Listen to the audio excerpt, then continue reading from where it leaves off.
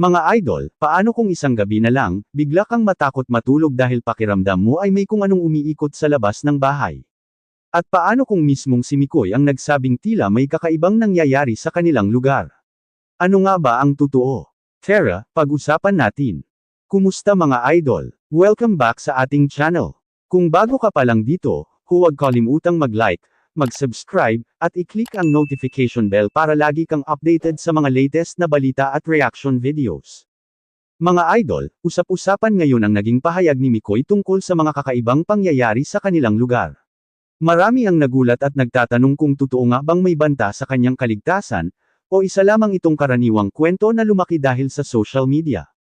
Ayon sa mga kumakalat na usapan online, may mga nagsasabing tila may kakaibang nilalang na nakikita o naririnig tuwing gabi sa paligid ng kanilang lugar. Dahil dito, may ilang netizens ang agad nagbigay ng iba't ibang haka-haka. Ang iba naman ay nagpaalala na huwag basta-basta maniwala sa mga kwento hanggat wala pang malinaw na ebidensya. Sa ganitong sitwasyon mga idol, mahalagang maging maingat tayo sa pagbabahagi ng impormasyon. Hindi lahat ng nababasa o napapanood sa internet ay automatikong totoo.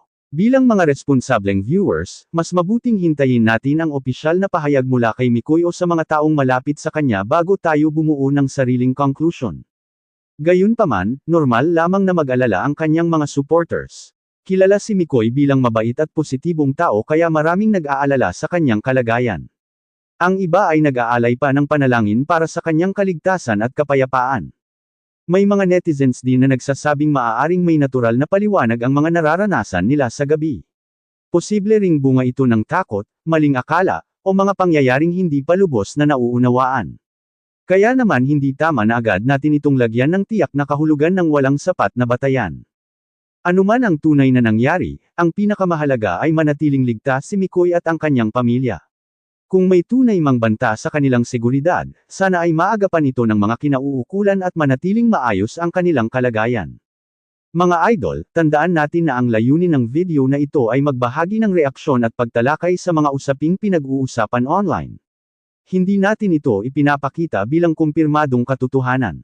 Ang lahat ng impormasyon ay batay sa mga lumalabas na pahayag at diskusyon sa social media, kaya mahalaga pa rin ang sariling pagsusuri at pagberipika ng impormasyon. Maghahunting ng pogi daw sa Barangay Gubat. Oo, ang lamok pag lumaki nagiging aswang.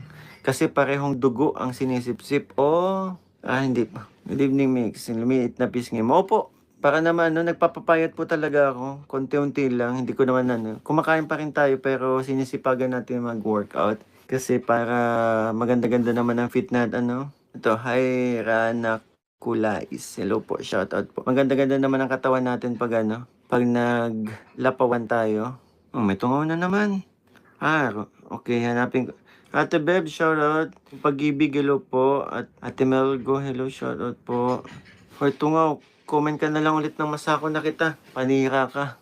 Bro, Tequila, mega love shoutout. Thanks bro, Nana is so happy. And maraming salamat din po Mami Juliet sa pa-dinner po. Napaka-saya pong pa-dinner. Salamat po Mami Juliet. And bro, salamat po. Salamat din po sa pakulay bro. Ito yung tungaw na to dapat Dapat ito yung inaasinan ang utak. Hindi ko makita. Pangalan ba niyan si Raul? Ang happy na ng mga di ba? Wag na ibalik sa Mandaluyong.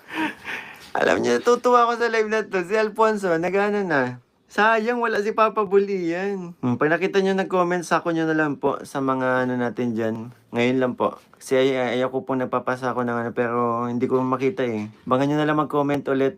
Or pwede i-review ko tong live. Ako na magsasako pag di na nag-comment ngayon. Madali lang naman yan. Yan yun na po yan. Anyways, may ubo yan sa utak. Si Romel, hayaan nyo na. Deleted ko na Mix. Okay. Thank you po Ate Bebs. Napatagalog to. Si Papa good night na mga kalingap. Good night po bro. Si Papa Bully yan talaga ang sasaya pag nito. Ang sasaya kapag napapapin ako dito sa mga comment ni Alfonso eh. Ay, nako. Ay, naku Papa Bully yan kung nanonood ka lang. Kaso nagpapagupit ngayon si Papa Bully yan eh. Ganda ng dagulan ulit-ulit. Sa live ni Kumari, hindi ubra sa basher sa kanya. At naman may nagtatanong nito. Eric, hindi ko po alam. Mga 5'4". Fix ako eh. 5'4" siguro. Yan. Thank you po Ate Mai. Tama po ito. Ihulog na yan sa bunganga ng mayon habang kumukulo. Nako, sa bunganga ni Papa Bully yan. Walang ano yan. Walang hinihindi yan. Maski basher kakainin ni Papa Bully yan. Jiggy Bilya, good evening Mr. Tatang. Pwede ba marathon yung live nyo sa akin? Ano to? Mix, may nagtanong, pwede po ba daw marathon yung mga live nyo sa akin? Kasi mga videos hindi ko po gets yun sa akin. Kasi mga videos mo lang sa kanila. Live mo. Sorry po, hindi ko naintindihan yung ano. Ibig nyo pa sabihin. Medyo magulo po yung ano nyo. Yung...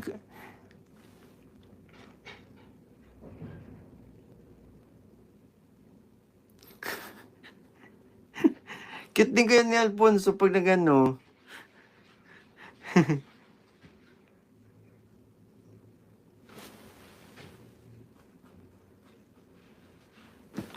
Hindi, Jocelyn, yata mga papaboss ngayon mix. Opo, Sunday po kasi ngayon, so may mga kanya-kanya po tayong ano. Nagalit si Alfonso sa tungaw kaya nakapag-Tagalog. Ate Sheila Pagaran, shoutout po. Elika Faith yan.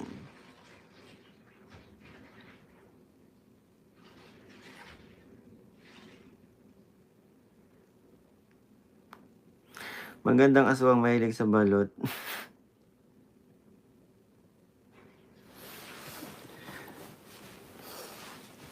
May aswang pa lang ano, may aswang na naghahunting sa akin. Pambihira yan. Kakahiya naman, baka bigla akong kagatin. Ay, okay na. Anong oras na? Alas 10. At least.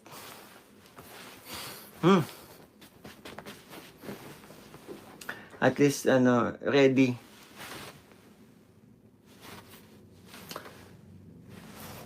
Parang kulang pa.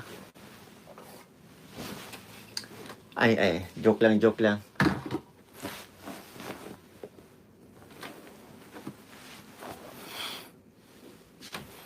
Sa naghahunting na aswang. Hanapin mo ko.